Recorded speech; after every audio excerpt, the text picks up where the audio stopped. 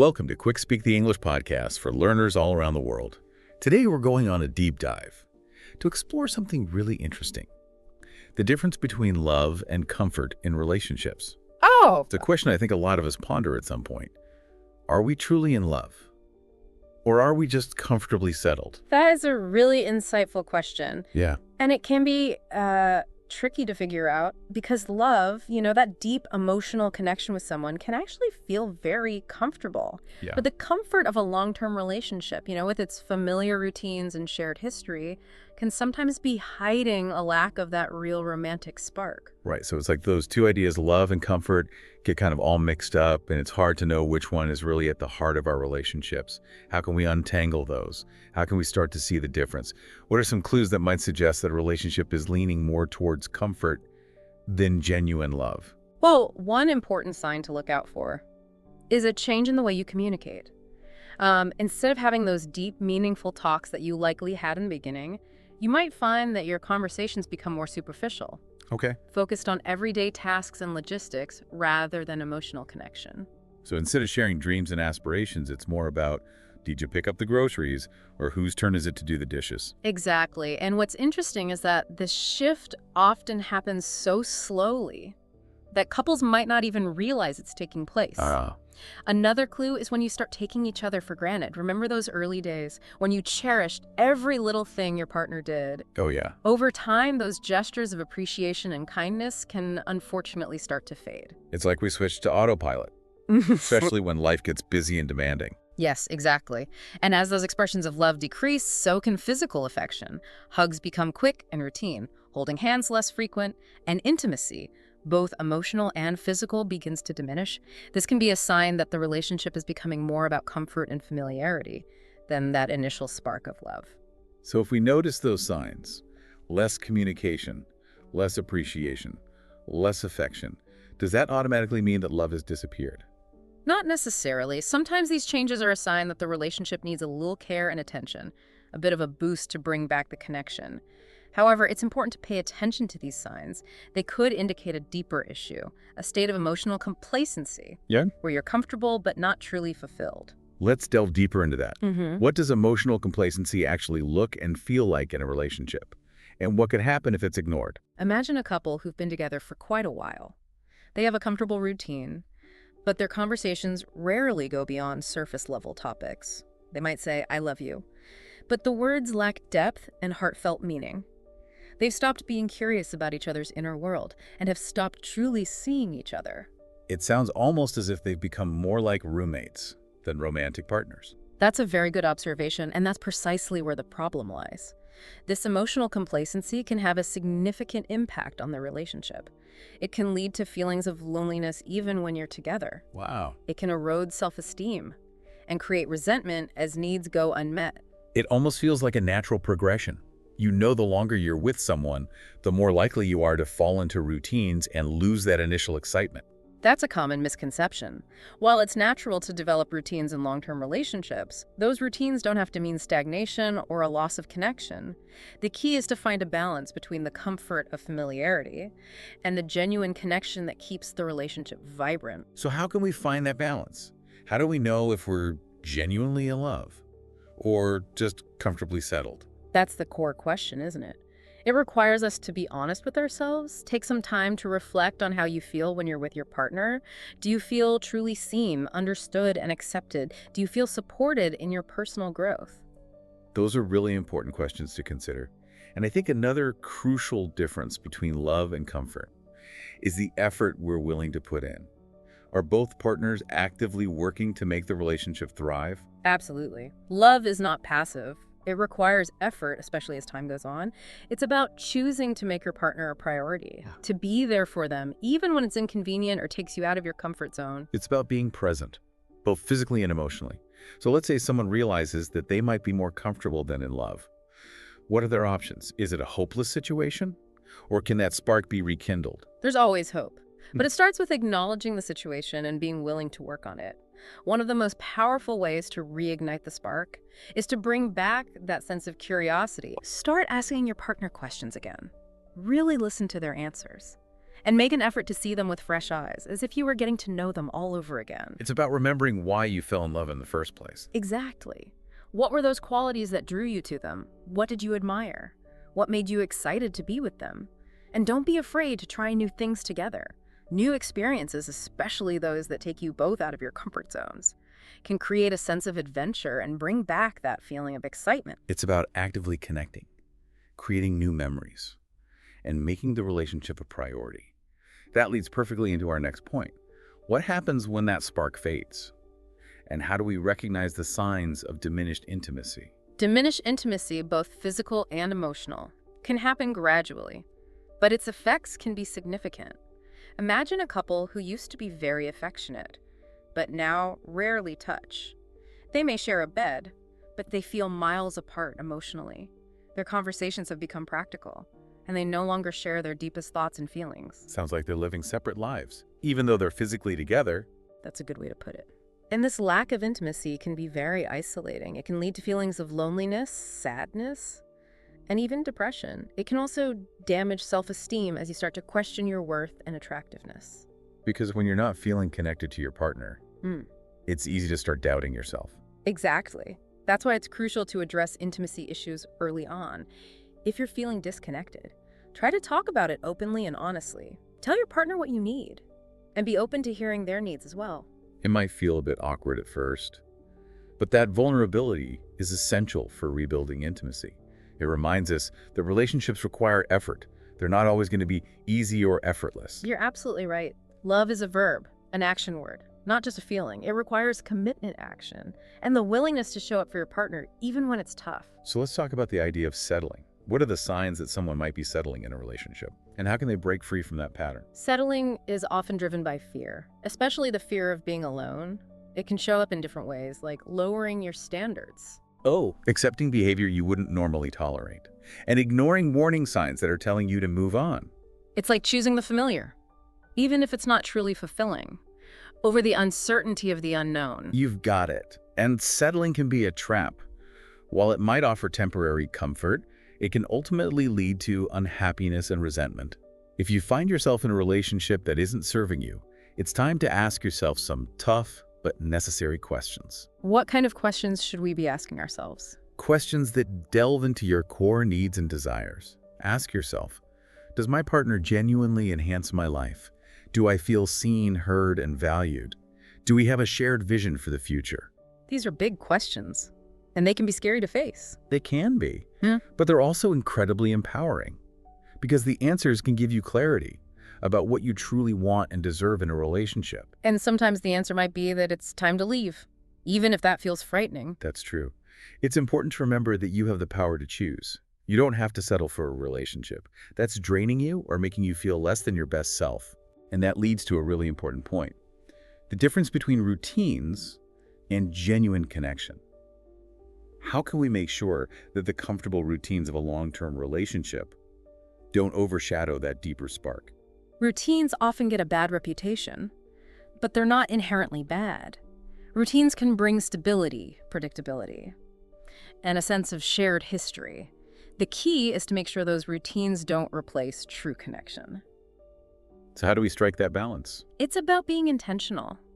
It's about making time for each other even when life gets busy. It's about putting away our phones, turning off the TV, and truly engaging with each other. And making an effort to keep things interesting and fresh. You're right. Don't hesitate to shake things up. Try new restaurants, plan a weekend getaway, learn a new skill together. Anything that brings in a bit of novelty and excitement. It's a reminder that love is a journey, not a destination. And it's a journey best traveled with someone who makes you feel loved, appreciated, and deeply connected. We were talking about routines, right? Yeah. And how they can sometimes sort of eclipse that authentic connection in a relationship. But it's essential to remember that routines aren't inherently negative. In fact, some routines can be quite comforting and even strengthen the bond between partners. That's a good point. Yeah, some routines can provide that sense of stability Yeah. and predictability, almost like a shared ritual that reinforces the connection. Exactly. Think about those routines that bring a sense of closeness. Yeah, It might be your Sunday morning coffee together, or the way you always cook dinner as a team during the week. These shared routines can foster intimacy and connection. it's like having a little haven of predictability. In a world that often feels so chaotic, you know, knowing you have those moments together no matter what else is happening can be very comforting. Precisely. The key is being mindful of the difference between routines that nurture connection Mm, and those that lead to stagnation. right. If a routine starts to feel more like an obligation than a source of joy, it might be time to reassess it. So how can we tell the difference? Mhm. How do we make sure our routines are working for us and not against us? It's helpful to ask yourself if the routine truly brings you closer, Okay. or if it creates distance. Does it facilitate a deeper connection? Or is it simply a way to avoid genuine interaction? For example, watching TV together every night Right. might seem like a shared activity. But if you're not talking or truly engaging with each other during that time, Mhm. it's not fostering a real connection. It's like the difference between sitting next to each other scrolling through your phones and actually putting the phones away to have a conversation. That's a perfect analogy. It's about being present with each other, even amidst the routine, Yeah. making that conscious effort to connect, even if it's just putting the phone down for a few minutes to ask your partner about their day, can make a difference. And I imagine it's important to be willing to adapt routines. As the relationship evolves, what worked 5 years ago might not necessarily work now. Absolutely. Relationships are dynamic, constantly evolving, and our needs change over time. Mhm. Flexibility and open communication are key. Talk to each other about what you need from your routines. Yeah. And be open to adjusting them. We've talked about love versus comfort, the signs of settling, and the importance of finding that balance between routines and connection. Let's explore the concept of intimacy a bit further. Okay. What's the difference between genuine intimacy and simply the convenience of being in a relationship? That's a great question. True intimacy is about vulnerability and deep connection. It's about feeling safe enough with your partner to share your true self, even those parts you might be hesitant to show others. It's about feeling seen, heard, and understood on a very profound level. Exactly. Convenience, on the other hand, is more about practicality and ease.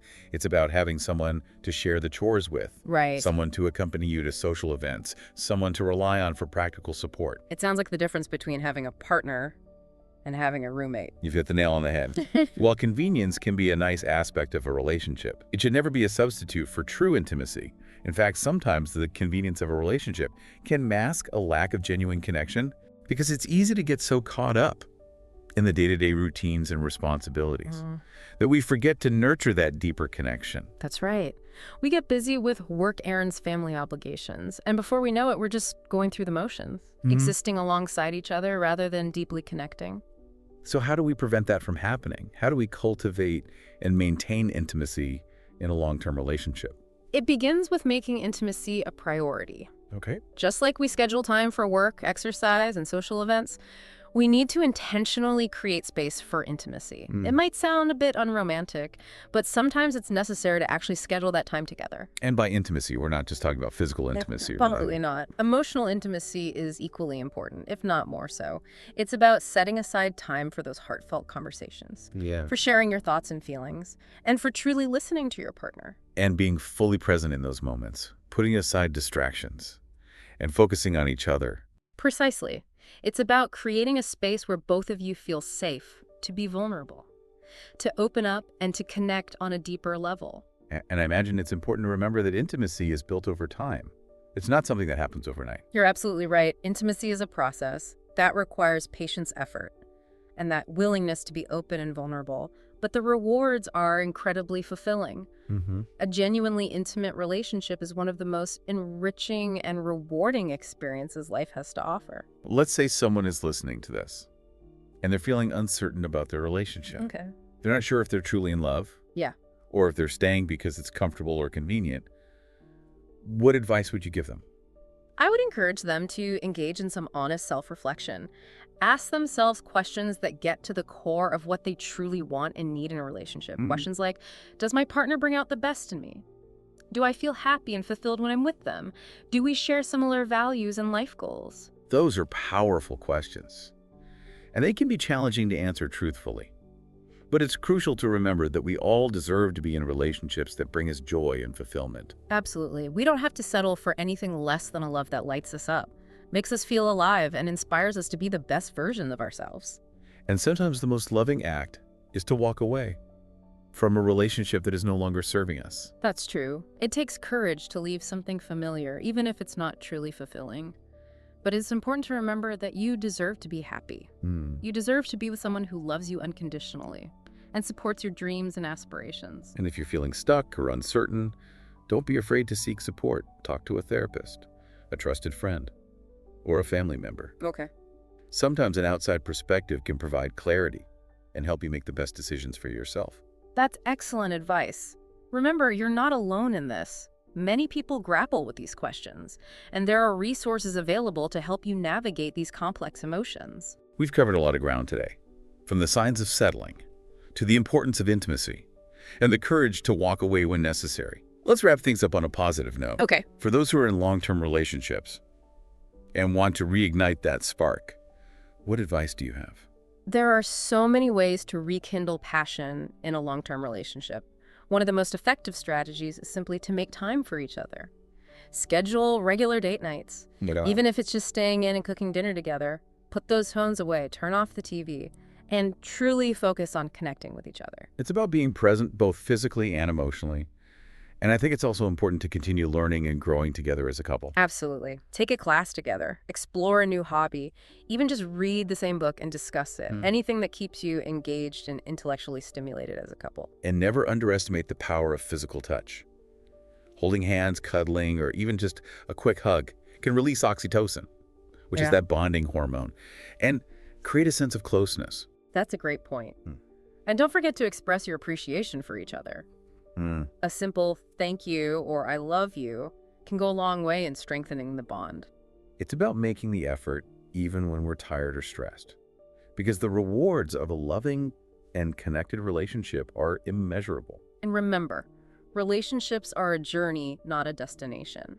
There will be ups and downs, challenges and triumphs, but as long as you're both committed to growing together, your love will continue to evolve and deepen over time. So it really sounds like reigniting that spark comes down to, being mindful and intentional and making a conscious commitment to prioritize the relationship. Yeah, and sometimes it's, those small everyday gestures that can have the biggest impact. You're absolutely right. Think about leaving a little note for your partner or surprising them with their favorite coffee in the morning. These small acts of kindness speak volumes. They really do. It shows your partner that you're thinking of them and that you care. I think it's also important to remember that relationships are a two-way street. Both partners need to be willing to put in the effort. Exactly. It takes two to tango, as the saying goes. If only one person is consistently making all the effort, it creates an imbalance that can lead to resentment. So open and honest communication about your needs and expectations is absolutely key.